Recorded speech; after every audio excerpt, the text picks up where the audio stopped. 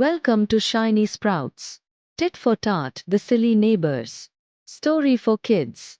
In a small town lived two neighbors Ramu and Somu, who always argued over silly things. One day, Ramu started burning dry leaves in his garden, and the smoke rose straight into Somu's balcony. Angry, Somu shouted, "Your smoke is disturbing me."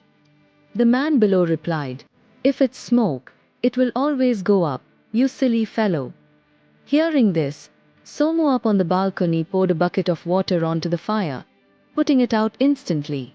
Shocked, Ramu yelled, "Why did you spoil my fire?" Somu, standing up calmly, replied, "If it's water, it will always come down, you silly fellow." And so both neighbors realized that every action brings a reaction, so it's better to act kindly instead of fighting. Moral: tit for tat.